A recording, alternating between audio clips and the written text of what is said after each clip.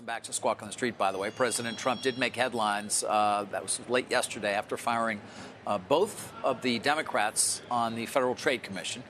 Both say they were terminated illegally, and they do plan to sue to reverse that firing. One of them, Rebecca Kelly Slaughter, is a fired FTC commissioner and joins us now. Good to have you, Commissioner Slaughter. Why do you believe it was illegal to be fired? Thanks so much for having me. It's not a complicated question. The statute that governs the FTC is very clear that commissioners can only be removed for cause, for neglect, malfeasance, or inefficiency. And the president did not allege any of those things on my part or Commissioner Bedoya's part. And the Supreme Court 90 years ago said that statute is valid and constitutional. And in fact, the only time an FTC commissioner was attempted to be removed in 1935, the Supreme Court reversed that removal, and that precedent has not been violated for 90 years. Right. Until yesterday. That was FDR, I guess, back in 35, as you say. So do you expect that this is going to end up at the Supreme Court, as seems to be the desire, perhaps, of the administration to test that 1935 ruling? Well, I think, like I said, the precedent is clear, and Commissioner Bedoya and I are in it to fight as far as we need to take it. So do you think it gets to the Supreme Court? It would seem like that may very well be a possibility here. I think it's certainly a possibility. How much influence did you have on the commission, given you are in the minority? I'm sure viewers wonder, well, what was the point of it at all, given the Republicans and Ferguson are running things at the FTC? So day to day, were you having a lot of influence? Well, the FTC and other independent commissions are designed to be bipartisan, in part to reflect a variety of voices and perspectives. And that influence is really important, both in publicly visible ways, in terms of the outcome of cases. Minority commissioners can dissent, and they can publicly articulate why they disagree with the actions of the commission. And internally, we can debate and discuss and try to reach consensus. I was actually originally appointed by President Trump in 2018, and I've served as a minority commissioner and a majority commissioner. And I have really come to see firsthand the value of having that diversity of voices within the leadership of an agency. What happens now? We've just had 3 Republican commissioners. I mean, how does the FTC operate from here?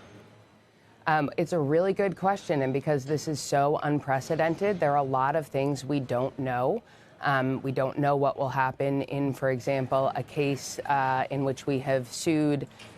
The FTC staff has alleged that the largest pharmacy benefit managers, the PBMs, have been raising the price of insulin, and Commissioner Bedoya and I were currently the only judges sitting on that case. So we don't know what happens. The commission is in active litigation against all of the companies, pretty much, whose CEOs flanked the president at his inauguration. We don't know what happens in those cases if the president directs the Republican majority to dismiss or get rid of those cases. But we should be very worried. But either way, this is a president who feels that he has a strong mandate and was given that by the American people to carry out priorities. And one of the sources of frustration, certainly we heard it all the time, was with the FTC in the Biden administration. So why not clear the slate and let him put in place people that are more consistent with his administration's views and what he thinks would be good for America, which is what the people voted for? Well, to be clear, his feelings about his mandate don't trump a statute and Supreme Court precedent, number one. Number two, we have at the FTC a Trump-appointed chairman who is working to enact the president's agenda, and minority commissioners do not change that perspective. I think the thing that's important to realize is that this isn't just about the FTC, and it's not about my job. This is about policing the ability of the FTC to police markets and ensure honest businesses are protected instead of allowing companies that lie and cheat to get ahead. And it's not just about the FTC, it's about all of the structures of government that protect market stability. If I can be fired, I don't know why Jerome Powell can't be fired. He was actually appointed by President Trump around the same time as me in early 2018. And so the markets that depend on the stability provided by government institutions should be very concerned. Yeah, this quasi-judicial independence in a sense. to extend that, if in fact the president, let's say this goes to the Supreme Court and they uphold his right to remove commissioners such as yourself, conceivably he could remove Republican commissioners as well if he disagrees with their rulings, correct? Yes, that's exactly correct. And that is what happened when FDR tried to remove Commissioner Humphrey. He said he didn't agree with him on a policy basis, and the Supreme Court said that was illegal. It is really important for the law in this country to be enforced without fear or favor. And having minority voices at the FTC helps protect that by providing transparency and accountability. But it is also important that Republican commissioners enforce the law without fear or favor. And if you are afraid that you are going to get fired for not doing a favor for the president's political donors, that is a real problem. I don't know. I mean, in his first term, they took shots at mergers and alleged monopolies. They went after big tech. I think what happened was Lina Khan politicized this agency and sort of took the FTC's powers into new heights and created a lot of consternation and made it a lightning rod during this election. Isn't that part of the story here? I don't actually agree with that at all. I mean, as you said, a bunch of the lawsuits that Chair Khan shepherded were begun under the Trump administration the first time.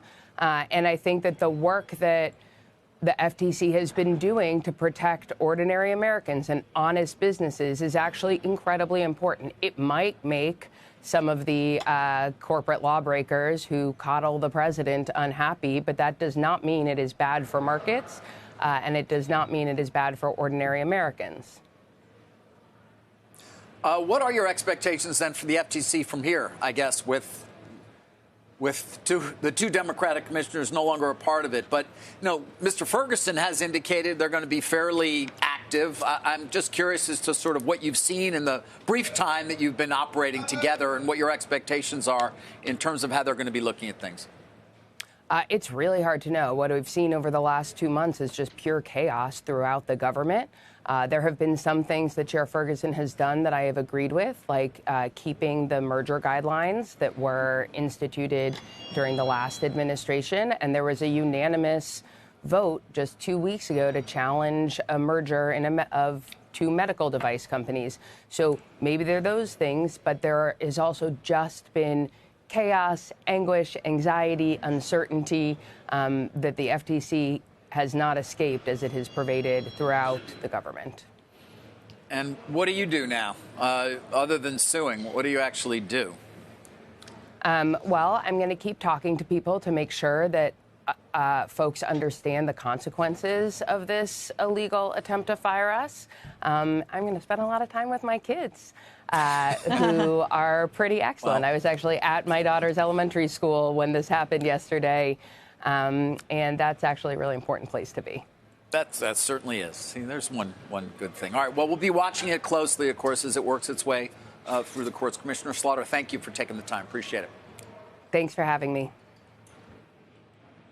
There's a difference between Jay Powell and Lina Khan, which is that Lina Khan was more of became a political football, right, during the election and beforehand, and took on issues that the FTC, that a lot of people thought were overreach, like non-compete, that subsequently had to be blocked in court. So Powell doesn't do that. So the threat to remove Powell, I understand legally what she's saying is you need to be fired for cause. Unless the president gets very focused on lowering rates and Powell doesn't. I mean, it's not inconceivable. In the first term, he actually did take shots at Powell. This time, he really hasn't. He really hasn't. Yeah. And actually, and I would point out, safe. when it comes to Khan, you're absolutely right. And we also certainly questioned many times some of the positions that the FTC took, in particular mergers, where I sort of at least had some level of expertise. And they lost in court, whether it was Activision or Horizon Amgen. And then occasionally they also won, even if we questioned it in terms of Albertsons, for example, something you followed closely. Trump's a businessman, and he gets a lot of advice and is surrounded by business people, including his administration, who are all saying the FTC was such bad news. But Sarah, that doesn't necessarily go to the point as to why you should be firing the Democratic commissioners. Right. Well, that's never been done before. Deal with that. The courts will deal with that, but clearly. But I'm telling you the why people might be behind this. Right. Although, again, to Slaughter's point, Ferguson's running it now. So right. Khan's out, Ferguson's running it. Why wouldn't Why wouldn't you just maintain what has been the status quo for the last 90 years? Right. Where you're going to get what you want anyway. Right. To force the issue and assert the authority to do this. Correct. With the unitary executives kind of being their key, one of the key points I think he's they're trying to make. clear out people who are not consistent with his views. Others believe that they're trying to simply take control of as many of the levers of power as they possibly can throughout the government. Let's see what happens.